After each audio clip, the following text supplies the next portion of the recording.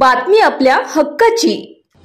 करांडेवाडी बुद्धेहाळ येथील शेकाप कार्यकर्त्यांचा दीपकआबांच्या उपस्थितीत ठाकरेंच्या शिवसेनेत प्रवेश। जिल्ह्याचे नेते दीपकआबा साळुंखे पाटील यांच्या प्रमुख उपस्थितीत सांगोला तालुक्यातील करांडेवाडी बुद्धेहाळ येथील शेकापच्या असंख्य कार्यकर्त्यांनी शिवसेना उद्धव बाळासाहेब ठाकरे पक्षाची मशाल हाती घेतली आहे। दीपकआबा साळुंखे पाटील यांच्या नेतृत्वावर विश्वास ठेवून त्यांच्या उपस्थितीत शिवसेना उद्धव बाळासाहेब ठाकरे पक्षात प्रवेश केलाय। तसेच विधानसभा निवडणुकीत गावातून प्रचंड मताधिक्य देण्याचा निर्धार व्यक्त केलाय। शिवसेना पक्षप्रमुख उद्धव ठाकरे यांच्या हस्ते शिवबंधन बांधून दीपकआबा साळुंखे पाटील यांनी शिवसेना उद्धव बाळासाहेब ठाकरे पक्षात प्रवेश केला। त्यानंतर तालुक्यातील शेकापचे शेकडो कार्यकर्ते दीपकआबा साळुंखे पाटील यांच्या उपस्थितीत शिवसेनेत प्रवेश करताना दिसत आहे।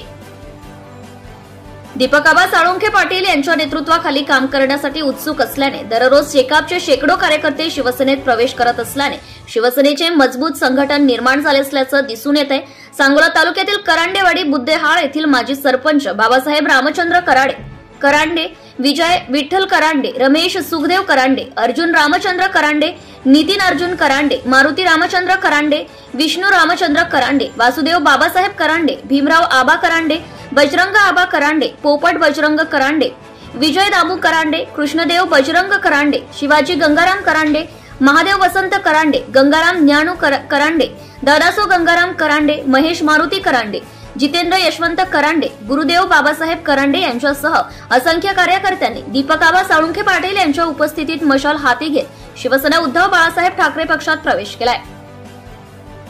दीपकआबांनी या भागातील ग्रामस्थांची विकास कामे मार्गी लावली आहेत। यापुढील काळातही ते विकास कामांना प्राधान्य देतील। त्यासाठी आम्ही त्यांना विधानसभा निवडणुकीत विजयी करण्यासाठी सहकार्य करणार असल्याचा विश्वास यावेळी कार्यकर्त्यांनी दिला आहे।